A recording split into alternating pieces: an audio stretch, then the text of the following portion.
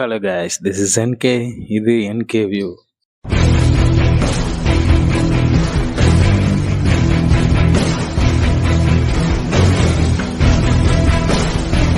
பறந்து போ. ஒருவேளை நம்மளை பறக்க வைக்க போகிறாங்க போல் ஒரு ஹோல்சமான ஃபீல் குட் படமாக இருக்கும் அப்படி நினச்சி தான் இந்த படத்தை பார்க்க ஆரம்பித்தோம். பட் உங்களுக்கு அதை கொடுக்குதா அப்படின்னு கேட்டால் கொடுக்கலன்னு தான் சொல்லணும். ஆனால் கொடுக்க ட்ரை பண்ணியிருக்காங்க. பட் ஆனால் அது ஒரு இது ரெண்டுக்கும் நடுவில் ஒரு மிடில் எப்படி இருக்குமோ அந்த மாதிரி ஒரு இதில் விளையாடிட்டு இருக்கு. அப்படியே படத்தையே முடிச்சிருக்காங்க.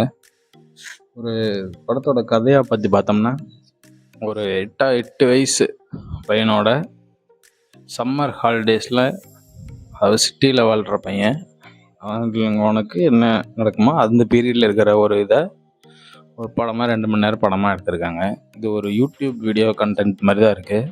அது ஒரு ஷார்ட் ஃபிலிம் கண்டென்ட் தான். அதை ஒரு 2 மணி நேரம் எடுத்து இது பண்ணதே ஒரு ஊத்துற மாதிரி தான் இருக்குது. நம்ம இதுக்குள்ளே ஒரு ஊத்துற மாதிரி இருக்குது. ஏன் உனக்கு படமே ரசிக்க தெரியல, ராம் சார் படம் அது அப்படி தான் இருக்கும், அப்படி தான் பார்க்கணும் அப்படின்னா இது ஒரு கட்டத்துக்கு மேலே அதை அக்செப்ட் பண்ணி பார்த்தாலுமே இது ரொம்ப ஒரு எக்ஸாக்ஸரேட் பண்ணி ரொம்ப தலையில் திணிக்கிற மாதிரி தான் இருக்கே தவிர ரொம்ப ரசித்து பார்க்கும்படியா இல்லை.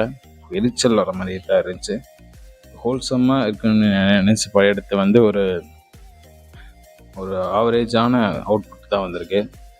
யூடியூப் ஒரு ஷார்ட் ஃபிலிம் கண்டென்ட் மாதிரி தான் இருக்குது. அதை ஒரு 2 மணி நேரம் படமாக எடுத்தது இந்த ஒரு இதுவுமே இல்லை, இம்பேக்டுமே இல்லாத மாதிரி ஒரு கடந்து போகிற மாதிரி தான் இருந்துச்சு படம்.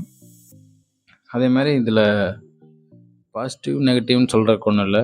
ஒரு கதையில் இருக்கிற ஒரு இன்சிடெண்ட்டாகவே பார்ப்போம். அதாவது ஒரு குழந்தை சொல்கிறது பேரண்ட்ஸு கேட்கணும் அப்படிங்கிற ஒரு கான்செப்டை இதில் சொல்லியிருக்காங்க. குழந்தை ஏதாவது என்ன சொல்லுதோ அதை பேரண்ட்ஸ் எல்லாம் கேட்டு அதுக்கு தகுந்த மாதிரி அடாப்ட் ஆகிட்டே இருக்குன்னு. ஆனால் குழந்தைங்களுக்கு 8 வயசு குழந்தைங்களுக்கு, பசங்களுக்கு, பொண்ணுங்களுக்கு என்ன தெரியும்? அது மறுபடியும் அவங்களுக்கு அந்த ப்ரியாரிட்டிஸ் மாறிட்டே இருக்கும். பட் இவங்க அதுக்கேற்ற மாதிரி மாறிட்டே இருந்தால் எப்படி இருக்கு? பேரண்ட்ஸ் தான் குழந்தைங்களுக்கு என்ன ஏதோ கரெக்டாக அதை அவங்க சொல்லணும். அது இதில் ரொம்ப பயங்கர முரண்பாடாக இருந்துச்சு. அது இல்லாமல் அந்த அன்புங்கிற கேரக்டர் பயங்கர ஸ்டார்டிங்கில் கொஞ்சம் 5 நிமிஷம் படம் நல்லா இருக்குன்னு சொல்லலாம். நம்ம அந்த வேர்ல்டுக்குள்ளே போகாத வரைக்குமே படம் ஏதோ ஒன்று இருக்குது, கொஞ்சம் ஃபன்னாக இருக்க போகுதுங்கிற மாதிரி நல்லா இருந்துச்சு. பட் அந்த இதுக்கு ஜோனுக்கு தாண்டினோன்னே இந்த அன்புங்கிற கேரக்டர் பயங்கர இரிட்டேட்டிங் கேரக்டராக மாதிரி இருந்துச்சு. அப்படி இல்லை ஒரு குழந்தை வேணுமாடாங்கிற மாதிரி ஆயிடுச்சு. பட் எஸ், அந்த மாதிரி தான் பிஹேவ் பண்ணுவாங்க. அப்படி இருந்தாலும் அதுக்கு நம்ம எது சரியோ இதோ அதை புரிய வைக்கணும். அதை விட்டுட்டு அதுக்கு தகுந்த மாதிரி எல்லாத்தையும் அடாப்ட் பண்ணி போனோம். இதில் என்ன கன்க்ளூஷன் சொல்ல வராங்கன்னு தெரில. எல்லோரும் குழந்தைங்களோட சேர்ந்து மலை ஏறணும், மூச்சரைக்க ஓடணும், எல்லாம் இருந்தாலும் சரி, அதெல்லாம் கரெக்டு தான். ஆனால் எல்லாத்துக்குமே அது எப்படி சூட்டபிள் ஆகும்? அது அந்த பையன் சொல்கிற இதுக்குமே பேரண்ட்ஸோட இது வருமா? அது இதில் பயங்கர இடிக்குது. அது இல்லாமல் ஒவ்வொரு இன்சிடெண்ட்டுக்கு பின்னாடியும் அந்த இன்சிடெண்ட்டை ஒரு சாங்காக கன்வே பண்ணியிருக்காங்க. தனியாக சாங் எதுவுமே கிடையாது. ஒவ்வொரு இன்சிடெண்ட், ஒரு அங்கிட்டு போனாலும், மலையேறினாலும், செருப்பு தொலைஞ்சாலும், ஆய் போனால், எல்லாத்துக்குமே ஒவ்வொரு இதுக்கு இன்சிடெண்ட்டுக்கும் ஒவ்வொரு பாட்டு வச்சு நம்மளை மேற்கொண்டு அதை பயங்கர ஒரு மாதிரியாக இருந்துச்சு. அந்த சாங்கில் ஒவ்வொன்றும் கேட்கும்போது எப்படி இது எந்த மாதிரி நேரேஷன் தெரில. இருந்தாலும் ஒரு சில இது நல்லா இருந்துச்சு அந்த லிரிக்ஸோடு கேட்கும்போது. ஒரு சில இது அதுதான் சொல்கிறானே, தம் அடிக்காத நம்ம வீட்டுக்கு வர்றேன் அப்படின்னு சொல்கிறானே, அதையும் அந்த பாட்டிலே கன்வே பண்ணணும்னு என்ன இருக்குங்கிற மாதிரி ஒரு ரெண்டுக்கும் நடுவில் என்ன இருக்குமோ அந்த மாதிரி தான் அந்த இதில் சொல்லியிருந்தாங்க. அது இடையில கேமியோ ஆனந்தி, அஜு வர்கீஸில் நடிச்சிருந்தாங்க.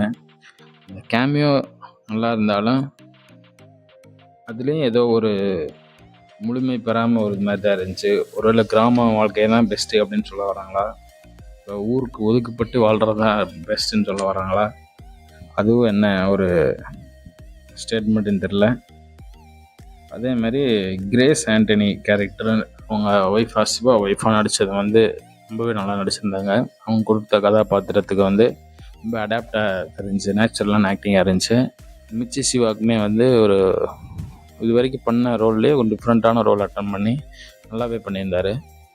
ஸோ இந்த ஹோல்சமாக பார்த்தோம்னா படம் வந்து அந்த அன்புங்கிற கேரக்டரை வந்து அந்த வில்லேஜ்லேயே விட்டுட்டு இவங்க தனியாக வாழ்ந்திருந்தா கூட வேற ஒரு கதையாக போயிருக்கும்னு நினைக்கிறேன். இந்த பறந்தே போகட்டும்.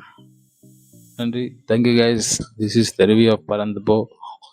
சப்ஸ்கிரைப் பண்ணுங்கள், லைக் பண்ணுங்கள், ஷேர் பண்ணுங்கள். மறக்காம சர்ப்ரைஸ் பண்ணுங்க. தேங்க்யூ.